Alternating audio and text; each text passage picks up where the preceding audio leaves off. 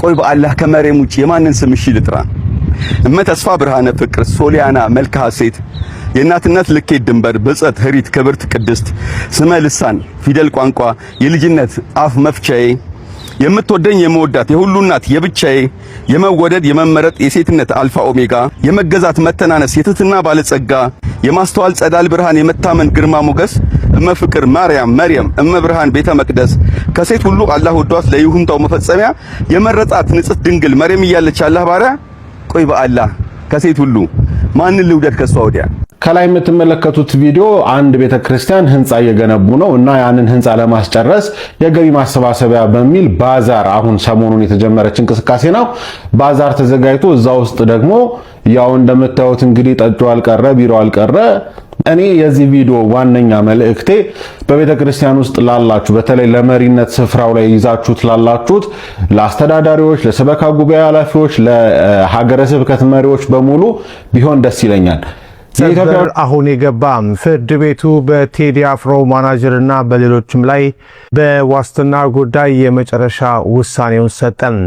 መረጃውን በአጭሩ አቀርባለሁ። የቴዲ አፍሮ ምክትል ማናጀርን ጨምሮ 7 ግለሰቦች በዋስ እንዲለቀቁ ውሳኔ ተላልፏል። ከ22 ዓመታት በኋላ አርሰናል ዋንጫ ሲበላም እንግዲህ ኢትዮጵያውያን ደጋፊዎች ደስታቸውን ሲገልጹ ብዙዎችን አስቆጥተዋል። ከቅርብ ጊዜያት በፊት ሲጀመረም እንግዲህ የቤተክርስቲያን ህንጻ ማሰሪያ ገቢ ማሰባሰቢያ ተብሎ ባዛር ይዘጋጃል እና ምዕመናን ቤተክርስቲያን ውስጥ ሃይማኖት በማይፈቅደው መልኩ የተለያዩ ድርጊቶችን ሲፈጽሙ ተመልክተናል። እነዚህ ዛሬ በስፋት የምንመለከታቸው ጉዳዮች ናቸው።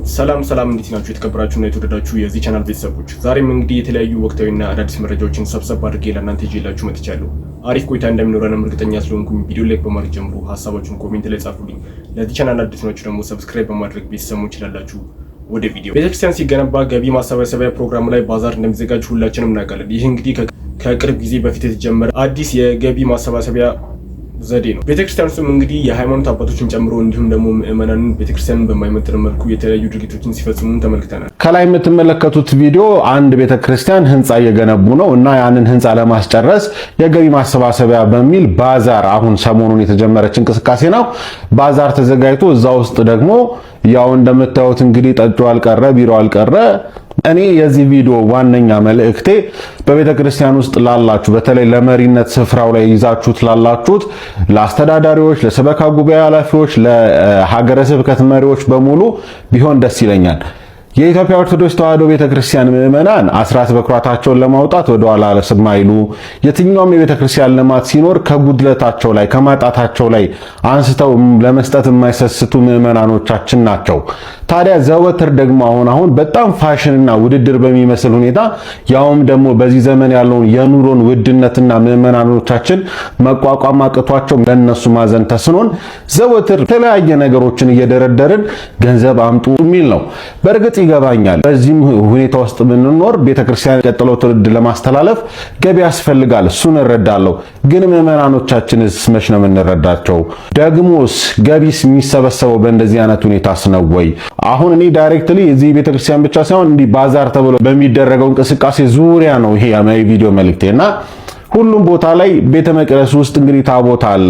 እዛው ግቢ ውስጥ ታቦት ያለበት ግቢ ውስጥ እንደዚህ አይነት አላስፈላጊ ነገሮች ማድረግ ለነገ ትውልድስ ምንድነው የምናስተላልፈው? ደግሞስ እግዚአብሔር የተቸገረ ምዕመን የሚበላው ያጣ በህመም የሚሰቃይ በድህነት ውስጥ ያለ ምዕመናኖቻችንን እያየን እነሱን ችላ ብለን ቤተክርስቲያን ስትገቡ የምትመለከቷቸው በርካታ ነዳያንን አልፈን ገብተን የ200 እና የ300 ሚሊዮን ብር የፈጁ ህንጻዎችን ስለሰራን በእውኑ እግዚአብሔር በሱ ደስ ይሰኛልን? እሱ ወይ ይህ ባዛር የሚዘጋጀው ዓላማውም እንግዲህ ገንዘብ ለማሰባሰብ እንጂ ቤተክርስቲያን ውስጥ ከልክ በላይ መደሰት እንዲሁም ደግሞ መጠጣት ተገቢ ነው ብዬ አላስብም።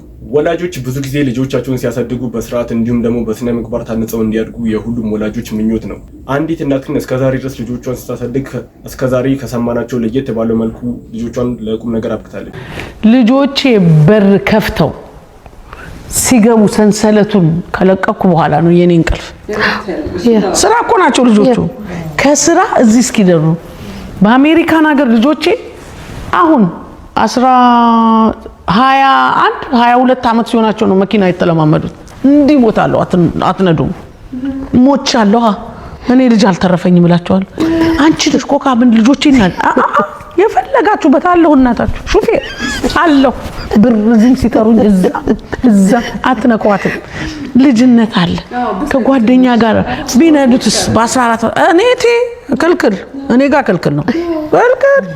ከዛ እኔማ አቃተነ እኔ አመጣለሁ ሂዱ የፈለጋችሁትን እዘዙ አትርፍ ያለው ግን ወቁ ወይ ጠጥተው ተስናንተው ሲሆነ ነገር የእንትና ልጅ ሃይዌይ ላይ ተገለበጠ የእንትና እኔም ቦጭ ተለከልኩ። ይቺም ስትወልድ ወለድ ልጅ ከወለደች በኋላ ይፈቀድኩላት ለዚህኛው ስትማር ገብርኤል የራሴ ሰው 20 ምናምን የኔ ዛክዬ የኔ አስተማሪ ነበር። ዛክዬ ልጄን አደራ አስተምር ትምህርት ብቻ መኪናውን እንዳው ጉድ እየተባለ ነው ነግርሽ ነው ምልሽ። የኔ ልጆች ይኸው ውቢት እያለች እዚህ እሷ ናት የምታመላልሳቸው የነብስ ስትሄድ ስራ የምትወስዳቸው እንደ ልጆቿ ናቸው። እና ሁሉ ጊዜ እቺ ኮካ ናት ምናምን ብለው ይነግሯታል። አሁን ሁለቱም እያም ትነዳለች ያችም ትነዳለች። ትክክለኛ ነገር ለወጣት ልጆች የሚያስፈልግ ነገር ወጣቶች ደስ ላይላቸው ይችላል። መኪና ይፈልጉ ይሆናል ወይንም ደግሞ አብረዋቸው ይሆኑ። እኔ ግን ፈሪ ስለሆነ ከልክያለሁ። መከልከሌ ግን ጠቅሞኛል። ከዛስ አሁን ስራ ሄደው በሬን ከፍቼ እቻ ደግሞ ፍጹም ማለት ጎረቤት በሩን ከፍተው ልጆቼ ካልገቡ እኔ እንቅልፍ የለኝ ያለውት ከልጆቼ ጋር ነው። ልጆቿን አስተኛለሁ ምን ቦታ ይዛለሁ ምናምን ልጆችስ የሰመመን እንቅልፍ ተከልሽ ከውሻዬ ነው ይቀድማለሁ። ለነሱ በር ከፍቼ ልክ በሩ ከፍቼ ሰንሰለት መሆናቸውን ሳቅ ገብቼ ወብየተኛል። እናትነት ይሄ ነው። ከዚህ በሌላ በኩል ደግሞ አርሰናል ከ22 ዓመታት በኋላ ዋንጫ ሲበላ የኢትዮጵያውያን ደጋፊዎች ደርሳቸውን መቆጣጠር አቅቷቸው ያልተገባ ድርጊት እያደረጉ ይገኛሉ ሲሉ እንግዲህ የሃይማኖት አባቶች እየገለጹ ይገኛሉ። ኳስ መደገፍ ቁም ነገር ነው። መጠጥ መጠጣት ትልቅ ነገር ነው። እኛ ሀገር እንደ ትልቅ ነገር እናወራለን። በሚዲያ እንዳለ በቃ ኳስ ይዘገባል። ድህነት ለሚጫወትባት ሀገር በድህነት እየማቀቅ ልጅ ዘመዶች ስንት እንጀራ መብላት ሐሳብ እየሆነባቸው ባዶ ቤት የምትተኛ አያት ይዘ እግዚአብሔር ይማረን ወገኖች። ያለን እንበስላለን እንደ ዋርካዋ ውስጥ ለውስጥ እየተበላን ነው። መጠጥ ሱሰኛ ሰዎች ተገላገል። እግዚአብሔር ምስክ እንጀራ መተው ይቻላል። እኔም እየነግራቸው እንጀራ መተው ይቻላል። ምን ማለት ይቻላል? ቆራጥ የሆንክ ቀን እንኳን መጠጥ ቀርቶ እንጀራ መተው ትችላለህ። ከዝሙት መገላገል ከፈለግሽ የቆረጥሽ ቀን እንኳን ዝሙት ቀርቶ አንድ የዛሬ 4 ዓመት ምናማክራታለች። በጣም ረጅም ዓመት ሞከረች። ከዛ በኋላ ምግብ አትቢ የስጋን ፈቃድ ለነፍስ ማስገዛት ከፈለግሽ ያልናትና አንድ ቀን ምናምን ጾመች። ምንም ተመልሶ ያው ይፈታተናታል ስትበላ። ከዛ በኋላ እስከ ዛሬ ድረስ በቀን አንድ ጊዜ ብቻ ነው ብላው ትንሽ ነገር ስቲል ትቆርባለች። እግዚአብሔር ባል እስኪ ሰጠኝ ድረስ እንኳን ዝሙት ቀርቶ የወንድ ልጅ አፍ አልነካም ብለ ያው ከቆረጥክ እንደዚህ ነው መቁረጥ።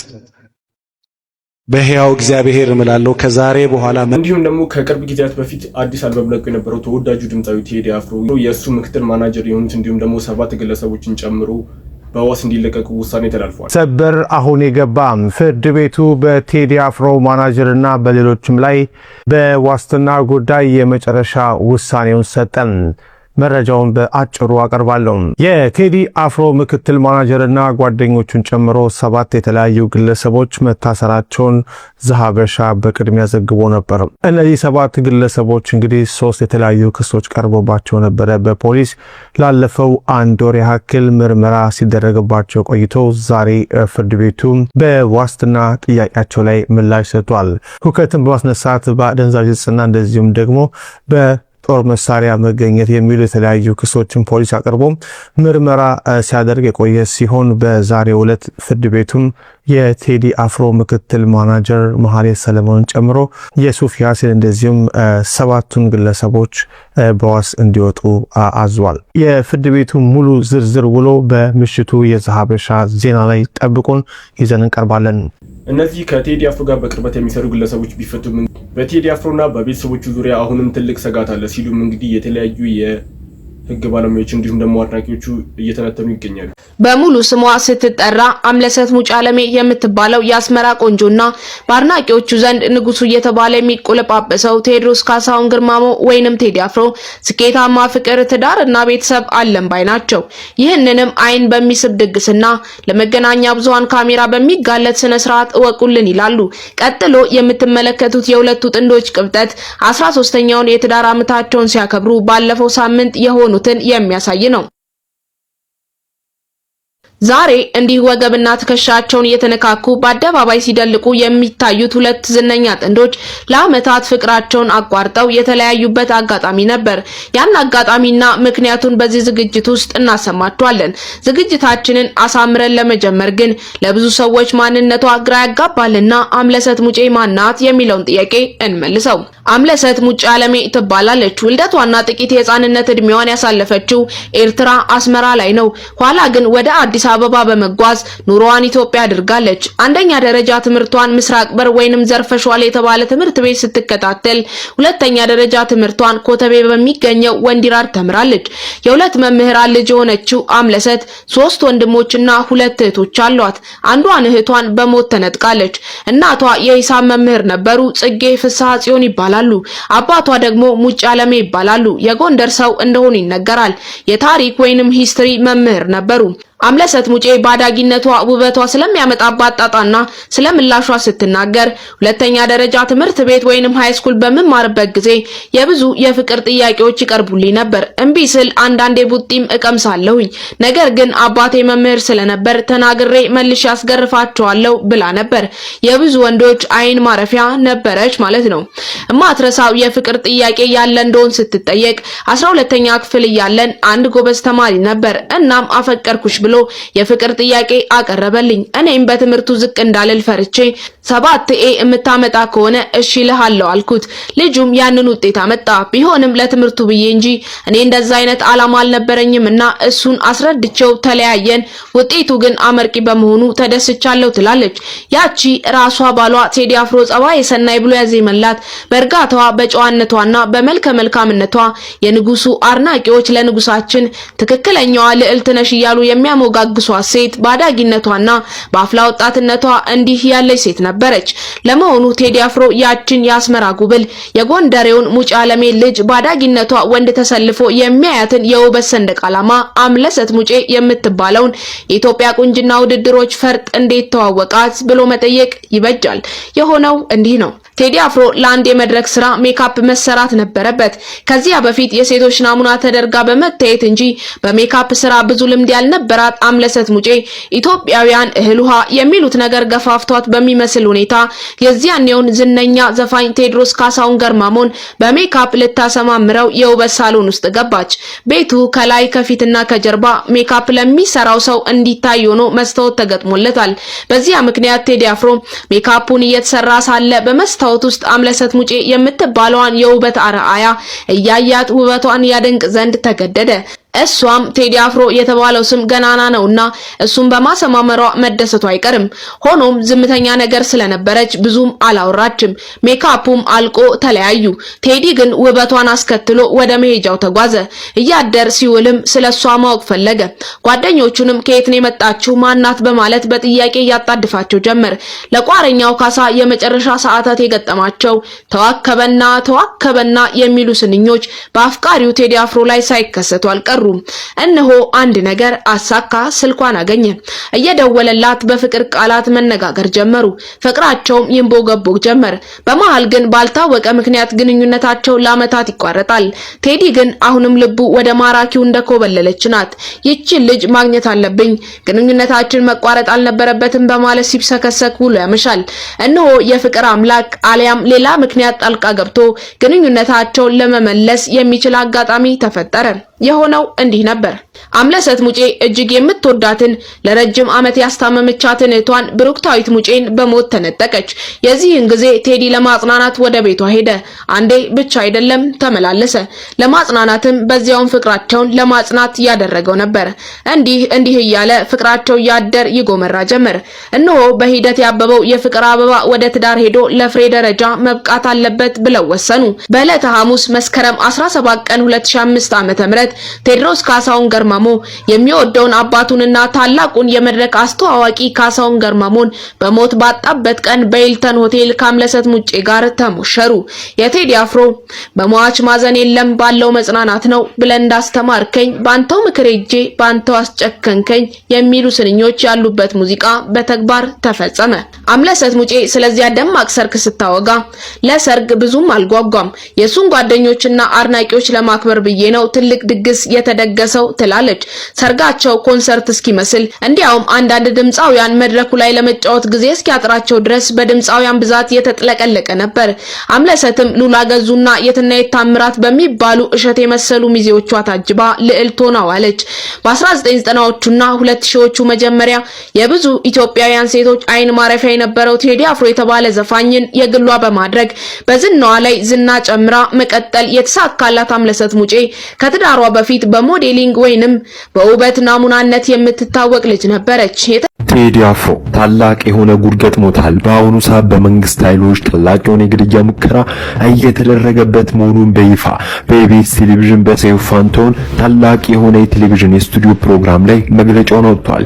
ቴዲ አፍሮ በሰጠው መግለጫ በርካቶች ደንግጧል።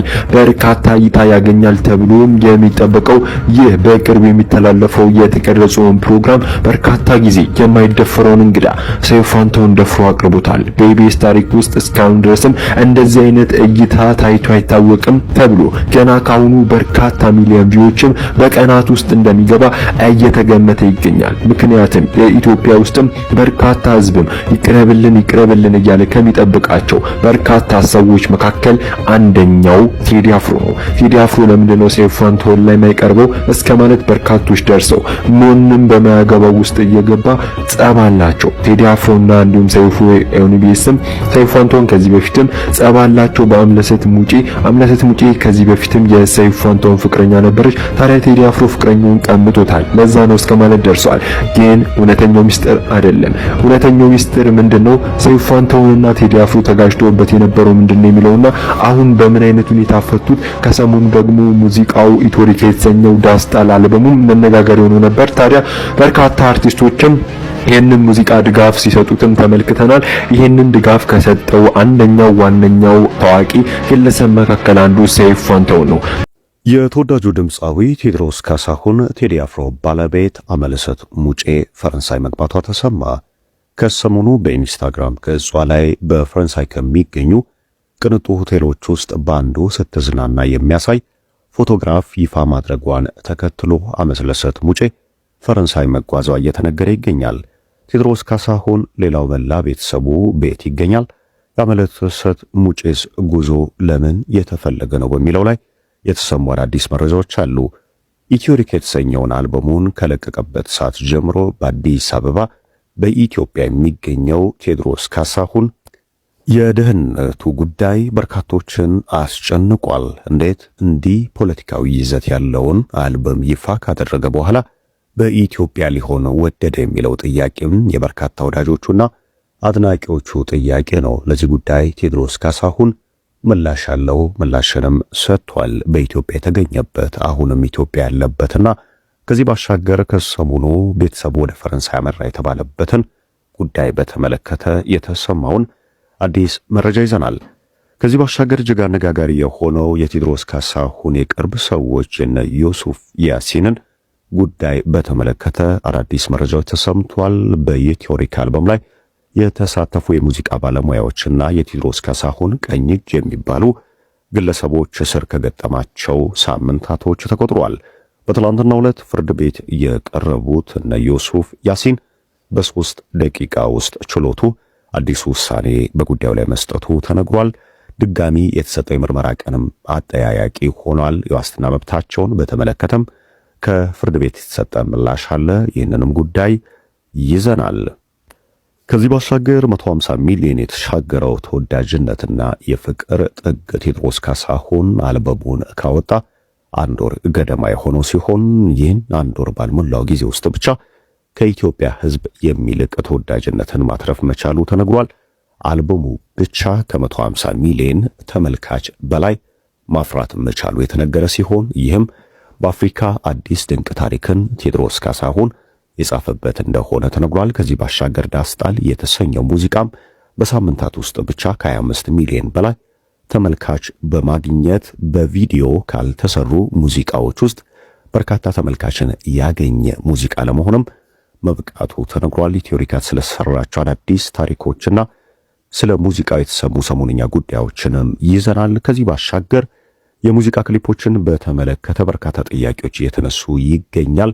በተለይም በቴዎድሮስ ካሳሁን አድናቂዎች ዘንድ ዳግም ሙዚቆቹ እንዲነሳሱና በሕዝብ ዘንድም ያላቸው ተወዳጅነት ይበልጥ እንዲጨምር ለአንዳንድ ሙዚቃዎች የቪዲዮ ክሊፖች ሊሰሩላቸው ይገባሉ የሚሉ ጥያቄዎች ተነስተዋል። በዚህ ላይ በርካቶች ምርጫ አድርገዋል። የትኞቹ ሙዚቃዎች የቪዲዮ ክሊፖች ይሰሩላቸው በሚለው ላይ እናንተ ሐሳብ አስተያየታችሁን እንድትሰጡ ከወዲሁ ግብዣችን እናኖራለን። ሰላም ጤና ይስጥልን። የተከበራችሁ የኢትዮ መዝናኛ አድማጭና ተመልካቾቻችን በያላችሁበት የዓለም ክፍል አክብሮታዊ ሰላምታችን ይድረሳችሁ። ዛሬም በአዲስ መረጃ ወደ እናንተ መጥተናል። እስከ መረጃችን ፍጻሜ ቆይታችሁን ከኢትዮ መዝናኛ ጋር እንድታደርጉ ልባዊ ግብዣችን ነው። ቀጥታ ወደ ዝርዝር ጉዳዮቻችን እናመራለን። ቴዎድሮስ ካሳሁን በተደጋጋሚ በቃለ መጠይቆች ላይ ከኢትዮጵያ ብሎም ደግሞ ከአዲስ አበባ ርቆ ሕይወትን መግፋት እንደማይችል ይገልጻል። በኢትዮጵያ ፍቅር እንደተነደፈ የሚናገረው ሙዚቀኛው ከኢትዮጵያ ወጥቶ መሽቶ እንደማይነጋለትና በሀገሩ ፍቅር ከሀገሩ ውጭ መኖር የማይችል ኢትዮጵያዊ ስለመሆኑም በተደጋጋሚ ያነሳል። በአሜሪካ በአውሮፓ በርካታ ቆይታዎችን ቢያደርግም ነገር ግን የሥራ ጉዳዮችና አስገዳጅ ሁኔታዎች ካልተፈጠሩ በስተቀር ከአዲስ አበባ ከመኖሪያ ቤቱ መውጣት የማይፈልግ ሰው ስለመሆኑ የቅርብ ወዳጆቹም ይመሰክራሉ። ኢትዮሪካ የተሰኘው አልበም ከተለቀቀም በኋላ ቴዎድሮስ ካሳሁን የት ይገኛል የሚለው ጥያቄ የበርካቶች ጥያቄ ነበረ። በተለይም ደግሞ ዳስጣልና ሌሎች ስራዎችን የያዘው ፖለቲካዊ ይዘት ያለውን አልበም የለቀቀው ቴዎድሮስ ካሳሁን በሀገር ቤት ሊሆን አይችልም፣ አሜሪካ ነው የሚገኘው የሚሉ መረጃዎችም በወቅቱ በስፋት ሲሰራጩ ነበረ። በቅርብ ወዳጆቹም ዘንድ ቴዎድሮስ ካሳሁን ያለበት አይታወቅም ነበር። በመጨረሻ ግን በፌዴራል ፖሊስ ጭምር ቴዎድሮስ ካሳሁን አዲስ አበባ እንደሚገኝ እንደ ማንኛውም ኢትዮጵያዊ የየዕለት ኑሮውን እየገፋና በሰላማዊ መንገድም እየኖረ እንደሚገኝ ተነግሯል። ቴዎድሮስ ካሳሁንም በወቅታዊ ጉዳዮች ላይ በሰጠው ምላሽ አዲስ አበባ በመኖሪያ ቤቱ ከቤተሰቡ ጋር መልካም የተባለ ሕይወትን እየገፋ እንደሚገኝና ኢትዮጵያ በመኖሩም እጅግ ደስተኛ እንደሆነም ገልጿል። ይህንን ተከትሎ ከህዝቡ ጋር ህዝቡ የሚገጥመውን ፖለቲካዊ ጉዳይ ሁሉ አብሮ ለመጋፈጥ የወደደ ጀግና ሰው ስለመሆኑ አሜሪካዊው የቀድሞ የውጭ ጉዳይ ሚኒስትር ጭምር ገልጿል። አሁን ላይ ጋዜጠኞች ደፋሮች አይደሉም፣ ነገር ግን ሙዚቀኞች ለሀገራቸው ለህዝባቸው የሚቆሙ ደፋሮች ናቸው። ከነዚህም ውስጥ አንዱ ተምሳሌት ቴዎድሮስ ካሳሁን ነው በሚል ጽሑፍ በአንድ ወቅት ማስፈራቸው የማይዘነጋ ነው። ነገር ግን ከሰሞኑ የቴዎድሮስ ካሳሁን ባለቤት የሆነችው አመለሰት ሙጬ ፈረንሳይ መጓዟን የሚያመለክቱ መረጃዎች ወጥቷል። አመለሰት ሙጬ ከሰሞኑ በኢንስታግራሟ ላይ ፖስት ባደረገቻቸው ፎቶዎች ላይ ፈረንሳይ ሀገር ከሚገኙ በአንዱ ቅንጡ ሆቴል ውስጥ እንደምትገኝ የሚያሳይ ሲሆን ለሥራ ጉዳይም ከኢትዮጵያ እንደወጣች ተገልጿል። ነገር ግን አሁንም የቴዎድሮስ ካሳሁን ሌሎች ቤተሰቦችና እንዲሁም ተወዳጁ ሙዚቀኛ አሁንም ኑሮን በአዲስ አበባ እንዳደረገና ከሀገር እንዳልወጣ ተገልጿል። ከዚህ ባሻገር የቴዎድሮስ ካሳሁን የቅርብ ወዳጆችን የክስ ሂደት በተመለከተ በትናንትናው ዕለት እጅግ አስገራሚ የሆነው ጉዳይ በፍርድ ቤት ተፈጽሞ 3 ደቂቃ ብቻ ፈጀ የተባለው የፍርድ ቤት ቆይታ በበርካቶች ዘንድ እጅግ አነጋጋሪ ነበር። ባለፈው ቀጠሮ ፖሊስ የ14 ቀናት የምርመራ ጊዜ የጠየቀ ሲሆን ፍርድ ቤቱም ይህንን ጥያቄ በመቀበል የ14 ቀን የምርመራ ጊዜ ፈቅዶ ነበረ የተከሰሱበት ወንጀልን በመግለጽ። ነገር ግን ከ14 ቀናት የምርመራ ቆይታ በኋላ ዳግም በትናንትናው ዕለት የተሰየመው ፍርድ ቤቱ በ3 ደቂቃ ውስጥ ፖሊስ የጠየቀውን 9 ቀናት ተጨማሪ የምርመራ ጊዜ በመቀበልና ከዚህ ባሻገር ደግሞ በነ ዩሱፍ ያሲን የቀረበውን የዋስትና መብት ውድቅ በማድረግ ፍርድ ቤቱ የትላንትና ውሎውን ዘግቷል። ይህም በበርካቶች ዘንድ እጅግ መነጋገሪያ የነበረ ነው። ሙዚቀኞቹ በሙዚቃ ስራ ላይ የነበሩ ከዚህ ባሻገር ደግሞ የቴዎድሮስ ካሳሁን የቅርብ ወዳጆች፣ ፕሮሞተሮችና እንዲሁም ደግሞ በሙዚቃው ሙያ ላይ የሚገኙ ሰዎች ሆነው ቢገኝም ነገር ግን የተከሰሱባቸው ወንጀሎችም እጅግ አስገራሚ ሆነዋል። ፖሊስም ጉዳዩን ለማጥራትና ከእውነታው ላይ ለመድረስ አሁንም ተጨማሪ የምርመራ ጊዜያትን እንደሚፈልግ በመጠየቁ የምርመራው ጊዜ እንደተፈቀደ ተነግሯል። ጉዳዩን በቀጣይ መረጃዎችን በመከታተል እናደርሳችኋለን። ከዚህ ባሻገር 150 ሚሊዮን የተሻገረው ተወዳጅነትና የፍቅር ጥግ ከኢትዮጵያ ሕዝብ ቁጥር በላይ የሆነው የቴዎድሮስ ካሳሁን አድማጭ ጉዳይም ከሰሞኑ መነጋገሪያ የሆነ ጉዳይ ነበረ። የቴዎድሮስ ካሳሁን አዲስ አልበም 1 ወር ባልሞላ ጊዜ ውስጥ ብቻ ከ150 ሚሊዮን በላይ የሆኑ ተመልካቾችን ማፍራት መቻሉ ተነግሯል። ይህም በዩቲዩብ ገጹ ብቻ መሆኑ የተነገረ ሲሆን በአጠቃላዩ ግን ከ200 እና ከ300 ሚሊዮን በላይ የሚሆኑ ተመልካቾችን አልበሙ ማፍራት መቻሉና በመላው ዓለምም ትልቅ የሆነ ተወዳጅነትና ተቀባይነት ማግኘት መቻሉም በስፋት እየተነገረ ይገኛል። ከዚህ ባሻገር ተወዳጅ የሆኑ የቴዎድሮስ ካሳሁን ስራዎች የሙዚቃ ክሊፖች ይሰሩላቸው የሚሉ ጥያቄዎች በወዳጆቹና በአድናቂዎቹ ዘንድ በስፋት እየተነሱ ይገኛሉ። እንደ ጀንበር፣ መርከብ፣ መሬማ እንዲሁም ደግሞ ጽዮን ሙሽራዬ፣ ዳስጣል፣ ሳምነው፣ ሺ ቢባል ዘመኑ፣ ሌሎች የሙዚቃ ትራኮችም የቪዲዮ ክሊፖች ሊሰሩላቸው ይገባሉ የሚሉ ጥያቄዎች ከሰሞኑ እየተነሱ ይገኛል። የእናንተስ ተወዳጅ ስራዎች የትኞቹ ናቸው? የትኞቹ ሙዚቃ ክሊፖች ቢሰሩላቸው ውብ ይሆናሉ ብላችሁ ታስባላችሁ? ሐሳባችሁን በኮሜንት መስጫው ላይ አስፍሩልን። መረጃችን ይህንን ይመስል ነበር። ቤተሰቦች ለዛሬ ጅላችሁ የመጣሁት ቪዲዮ ይህንን ይመስል ነበረ። አሪፍ ቆይታ እንደነበረን እንዲሁም ደግሞ የተለያዩ ቁም ነገር አዘል ትምህርቶችንም እንደተማማርንበት እርግጠኛ ስለሆንኩኝ ቪዲዮ ላይክ ሳታደርጉ ጀምራችሁ ላይክ አድርጉ። ሐሳብ አስተያየት ካላችሁ ደግሞ ኮሜንት ሴክሽን ላይ አስቀምጡልኝ። ለዚህ ቻናል አዲስ ሆናችሁ ሰብስክራይብ በማድረግ ወቅታዊና አዳዲስ መረጃዎችን ማግኘት ትችላላችሁ። ቀጣይ በተመረጡና አዳዲስ መረጃ ባላቸው ቪዲዮዎች እስከምንገናኝ ድረስ መልካም ጊዜ